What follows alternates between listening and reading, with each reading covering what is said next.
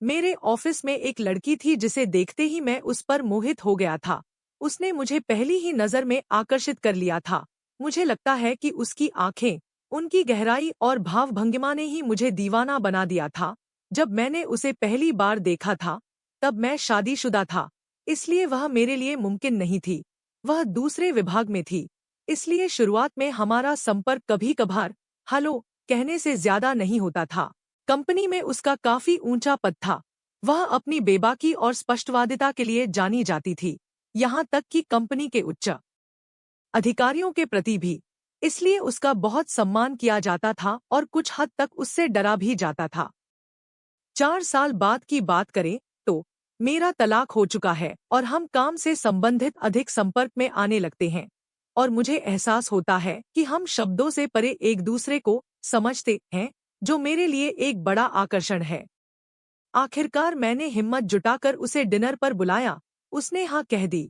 हमने एक दूसरे के फोन नंबर एक्सचेंज किए और डिनर की तैयारी में मैसेज करने लगे। डिनर से पहले की बातचीत के दौरान पता चला कि उसका कई सालों से एक बॉयफ्रेंड है। मैंने उससे यह नहीं पूछा कि कितने साल से, क्योंकि मुझे इससे कोई फर्क नहीं पड़ता था।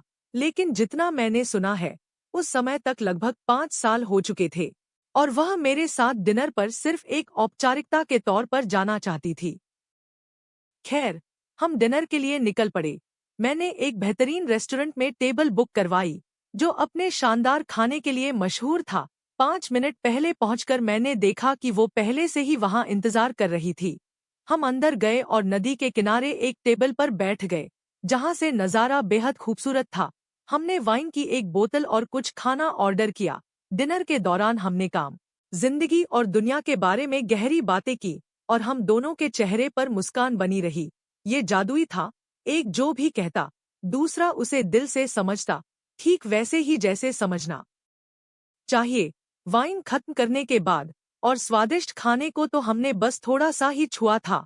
हम थोड़ी देर चले, फिर एक दूसरे पर गिर पड़े और किशोरों की तरह किस करने लगे। हम दोनों 30 साल के आसपास के थे। हम चलते रहे, बातें करते रहे, किस करते रहे और बीच बीच में कॉकटेल के लिए रुकते रहे। रात के अंत तक हम दोनों बहुत कामुक हो चुके थे और हम जानते थे कि एक दूसरे के साथ भी ऐसा ही है। एक पल मैंने उससे कहा, तुम्हारे किस में मुझे तुम्हारी कामुकता का एहसास हो रहा है। उसका जवाब, एक बड़ी सी मुस्कान। जैसे जैसे समय बीतता है, मैं उसे चूमते हुए उसके बाल और कसकर खींचने लगता हूँ। वह मुझसे कहती है, तुम्हें जोरदार सेक्स पसंद है। मैं जवाब देता हूँ, कभी कभी। और जैसे कोई छोटी बच्ची कुछ शरारत करते हुए पकड़ी गई हो, वैसे ही वह कहती है, मुझे भी। वह अपने भीतर से ही संघर्ष करती है, लेकिन अंत में अकेले घर जाने का फैसला करती है। काम पर अगले कुछ दिनों तक हम एक दूसरे के आसपास इस तरह घूमते रहे जैसे कुछ भी संदिग्ध न हो। फिर भी हम छोटे छोटे इशारों से एक दूसरे को चिढ़ाते रहे, जिन्हें सिर्फ हम ही समझ सकते थे। कभी कभी हम कुछ बहुत जरूरी मीटिंग्स का इंतजाम करते थे, जिनमें से आधे समय हम एक दूसरे को किस करते थे और आधे समय कुछ काम की बात करते थे। काम के बाद हम पास के मैकडॉनल्ड्स की पार्किंग में मिलते थे और फिर एक दूसरे को किस करते हुए चुपचाप बैठे रहते थे। हमारे चेहरे पर बड़ी बड़ी मुस्कानें होती थीं।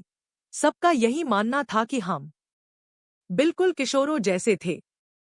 हमारी दूसरी मुलाकात में हम सुशी खाने गए और हैरानी की बात है कि हमने सारी वाइन खत्म कर दी। मुझे याद नहीं कि हमने जो बढ़िया खाना मंगवाया था उसका क्या हुआ। हमें थोड़ी दूर चलकर एक कॉकटेल बार जाना था। कॉकटेल बार में जैसे जैसे शाम ढलती है, हमारे किसिंग सेशन में सारी हदें पार हो जाती हैं। मैं उसके कपड़े के नीचे चुपके से उसे सहलाने लगता हूँ, और धीरे धीरे हम पर दूसरी टेबलों का ध्यान जाने लगता है, क्योंकि हम नशे में चूर हो चुके थे और अब ज्यादा संभल नहीं रहे थे। हम उन्हें देखते हुए देख लेते हैं, लेकिन हमें कोई फर्क नहीं पड़ता। कॉकटेल बार से निकलते ही हम बेतरतीब दिशा में चलने लगते हैं। एक छोटी सी गली में, एक चर्च के पास। मैं रुकता हूँ, उसे दीवार से सटाता हूँ और उसे चूमने लगता हूँ। फिर अचानक मैं उसे घुमा देता हूँ।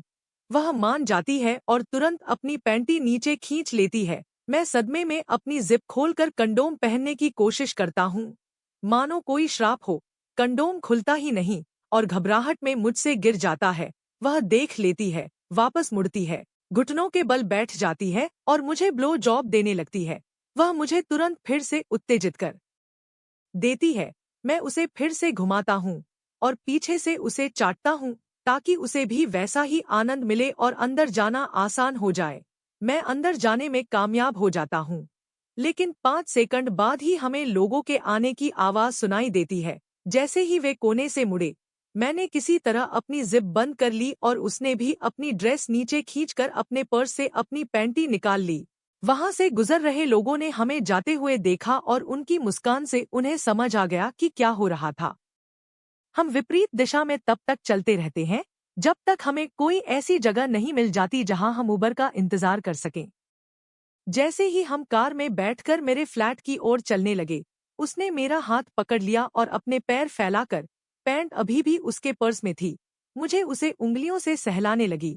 सहलाने के बावजूद वह ड्राइवर से हल्की फुल्की बातें करती रही। ड्राइवर ने अपना व्यवहार पेशेवर बनाए रखा, हालांकि मुझे पूरा यकीन है कि उसे पता होगा कि क्या हो रहा है। मेरे फ्लैट पर पहुंचकर हमने अपने कपड़े उतार दिए और बेडरूम में चले गए, जहां हमने सुबह 5 बजे तक हर संभव स्थिति में यौन संबंध बनाए। बेडरूम में सेक्स अपने आप में बेहद बेबाक और रोमांचक था। दरअसल मेरे साथ रही अधिकांश लड़कियां उन चीजों के 5वें हिस्से से भी सहज महसूस नहीं करती जो हमने वहां की थी, लेकिन सड़क पर होने वाले सेक्स की तुलना में यह काफी पारंपरिक था, इसलिए मैं इसके बारे में विस्तार से नहीं बताऊंगा।